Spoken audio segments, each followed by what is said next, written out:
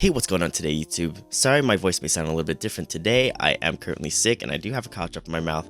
But anyways, today's video is going to be the top 5 mistakes that I made while learning Japanese over the past year. And we're going to go ahead and jump into that. So, if you've been following my channel for the past year, you know that I've used a variety of different methods and a variety of different ways of learning Japanese. So I'm going to do a quick little overbrief of all of that, and then I'm going to jump into the top 5 mistakes that I made. So let's go ahead and jump into the way that I've been learning Japanese this year and a little bit of what my motivation was. So this is all going to be pretty brief, but the main reason that I started learning Japanese was I was very inspired by anime. And so I know a lot of people out there learning Japanese are inspired as well by media like anime, and that's what pushes them to learn Japanese. Additionally, some methods that I implemented, I'm not going to go over all of them, but I'll talk about the one that I've been using currently right now. So the main method that I use is kind of based off of the Refold method, and if you know what that is, it's kind of an immersion based language learning method put into a way that anyone can kind of use, and it's based off of the input hypothesis, where if you receive a lot of input in a language, you'll have something called language acquisition. I know that's a terrible explanation, but it's basically you just input a lot of comprehensible input and you'll be able to speak the language and output it eventually. And so currently that I'm using that immersion method of Refold, and it's kind of a little bit different, but it gets the job done. And that's about that for what methods I'm going over. If you'd like me to go over a little bit of more in depth on what other methods I've gone over the past year, please let me know down below in the comments as well. And then lastly, I'm going to talk a little bit about the tools that I use. So the tools that I use have been very important. I call them the core four: Yomi-chan, Anki, MPV, and Pvacious, and a phone app called Jiro Jisho.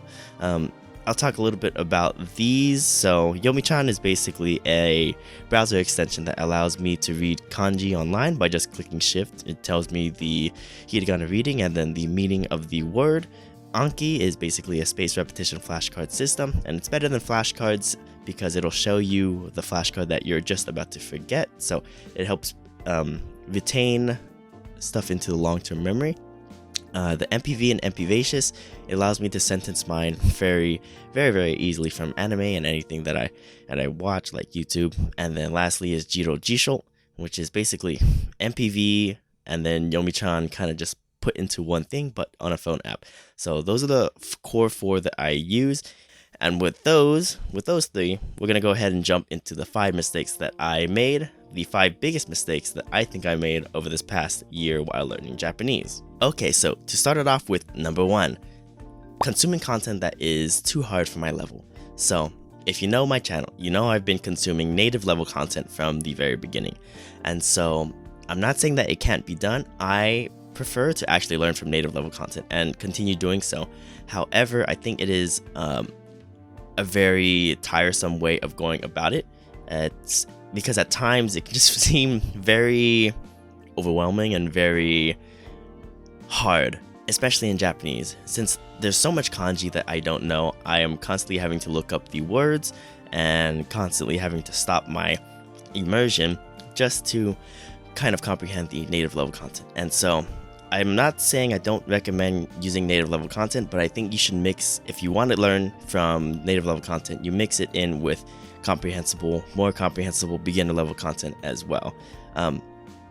If not, that's fine. I've mainly been using native level content, and so I think I'm turning out fine, and eventually native level content becomes more comprehensible as your vocabulary grows and your grammar knowledge and basically just your level in the language increases. The second biggest mistake that I've done or made is that not doing enough active immersion or active study.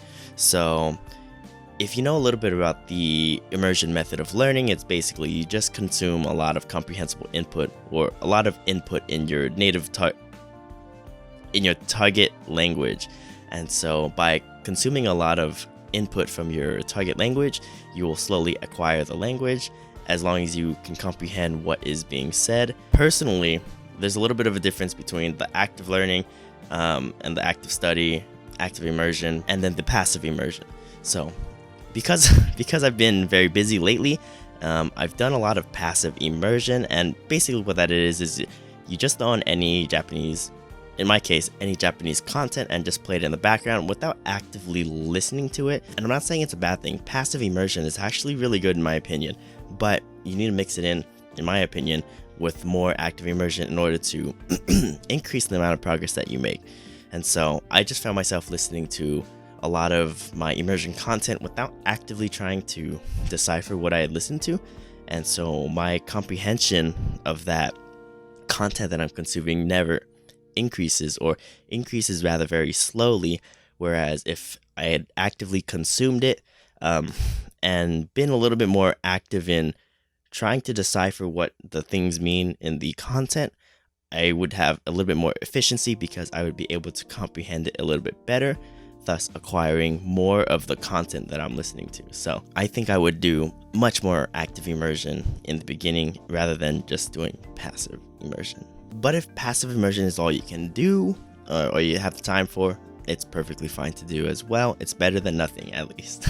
The third mistake is doing too much Anki. So if you don't know what Anki is, I'll give a quick overview, but if you want to know more, I'd recommend giving a Google search or a YouTube search as well. But basically, Anki is a space repetition software that allows you to see things in your immersion or your language study that you've previously studied and see it at different intervals so that you don't forget it. Now that's the basis of Anki. So in theory, it sounds really good. You can see words and see them at spaced intervals, and by doing this, you'll never forget them. So it sounds very great in theory, and it does work quite a bit. 80 to 90% of the time, it works for retention. And so it's really good in that aspect. I don't think language learning, the way that I'm doing it, would be the same without it. However, with that, it can take up a lot of energy and a lot of time if you're not really careful. So Anki has something called a review count. And so it basically, or a new card and a review count. So it basically shows you, let's say, 10 new cards per day. So you learn 10 new cards, and the next day you've got to review those. But also you got to review 10 new cards the next day. And so this has a compounding effect to where in about 2 weeks, you have about 7 times the amount of new cards to review. So say in about 2 weeks, you're reviewing 10 new cards per day, you'll have around 70 Anki reviews per day. And that's saying you don't fail them. What I sometimes did was do short intervals of a lot of Anki and learned a lot of Anki cards that way. But what a lot of people end up doing with Anki instead is just learning way too many new cards in the beginning. So if you start with 50 new cards per day, in about 2 weeks, that's going to be 350 reviews. And in my personal experience, 350 reviews to do takes around 2 to 3 hours for Japanese. And that's just my personal experience, but unless you have the mental capacity for all of that Anki, I don't recommend doing 50 new cards per day unless you did something like the interval method that I did, which I have a video that I talk a little bit on what I did for that. And one thing that I got a little bit carried away with was Anki should not be used as like the main way of learning, whereas it should be a supplement to the immersion content and the active study that you're doing. And so I fell into a little bit of an Anki trap where I was doing a lot of Anki and not enough active immersion. And so recently I've kind of switched around and put about 10 to 20% of my actual study time to Anki and 80 to 90% of the time in other stuff, active study, active immersion, reading, and so on and so forth. And additionally, it's also very easy to get carried away with Anki. I talked a little bit about MPV and MPVacious. It allows you to make new Anki cards in the click of a button. It takes like 20 seconds to make high quality flashcards with video, with audio, and images. And so you can get very carried away with it. I did, and I made a lot of mistakes while doing sentence mining, which is a method of taking sentences from the content that I'm immersing in and looking up the meaning of the words that I don't understand in the sentences. I made a lot of mistakes during sentence mining as well, but I'll make a future video on what mistakes I made for that. So we'll go ahead and jump into the next mistake that I made. The fourth mistake that I made was not reading enough. And so I've really taken that to heart. Nowadays, I'm reading much more than I had been in the beginning of my studies. And so over the course of this past year, mainly my studies have been anime.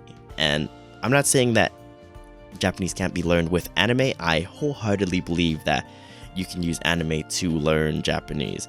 However, I think that it is slower than reading, just because the content is not as highly dense, highly packed as novels or light novels or visual novels. And so I've switched over to reading a lot more, and this is one thing that I wished I had done in the beginning. It's one thing that a lot of people in the language learning community actually highly recommend, such as Stephen Krashen and Stephen Kaufman. They highly recommend that you read a lot in the language, and by reading you will acquire the language. And so I'm not sure why from the beginning I haven't been doing a lot of reading. Maybe because it takes a lot of mental capacity. You gotta sit down, you gotta look up words, and you gotta make Anki cards, and it's just a lot more work than sitting down and watching anime, doing sentence mining with that. So that's one thing that I've changed up big time in my current studies, is that I do a lot more reading than I watch anime. So I still watch anime though. I like ReZero, but I highly recommend reading a lot because that was one mistake that I made early on. And the fifth and last mistake that I made was underestimating the time that it would take to actually get to a high level, or a level that I desired, and being a little bit too ambitious in the beginning, or just overall. I mean, just like anyone, I want to get things done as fast and as quickly as possible. And so, wanting to be as efficient as possible, I set my goals really high, and I was super ambitious in the beginning. And so, in about a year's time, I thought I'd be able to comprehend much more than what I had now. But I think being a little bit too ambitious with the time I have allocated to Japanese is one of the follies of my studies over the past year. And so I think I'd be a little bit more realistic with it, as I am currently now. And so my methodology right now is I just go day by day, just kind of being satisfied with the progress that I'm making, because I do make progress every single day, and not really caring about what level my comprehension is. And so the more I can just continue on comprehending more and more and more, eventually I'll get to a level that, people would consider as fluent, right? And so one thing I would do if I started over again would be to set more realistic expectations, and with the amount of time that I wanted to allocate to learning Japanese. And so one thing that I've come to understand and come to really realize is that language learning, it takes, more than an hour a day to learn at a decent pace. It takes 2 to 4 hours a day in order to see any sizable progress in about a year's time. Of course, over the course of 5 years, if you spend an hour or 15 or 30 minutes learning a language every single day, of course you'll obtain a decent level in the language. But if you want to make the crazy progress that you see with these people, or some people on YouTube and on Reddit, you've got to put in the hours and into the language. And I'd say to get to the level that I'd want to get to, I'd probably need to put in an additional 500 to 600 hours. And so that is what I'm currently working on right now, is getting more active study time in, as I've just finished school. So woo. But off note, that is the last mistake that I made, was being a little bit too ambitious with my progress and studies over the year. And so that's it. I've been dying this whole video. I've had to make a bunch of stops coughing in here, so I'm just gonna be short and sweet with it. Thank you for watching my video. If you liked, and please consider commenting, subscribing. If you have any questions, please comment down below and I'll answer them. And yeah, I'll see you in a future video, and good luck with your studies out there. And if you're new to the language learning, good luck with your studies over the next new year, and happy holidays, everybody.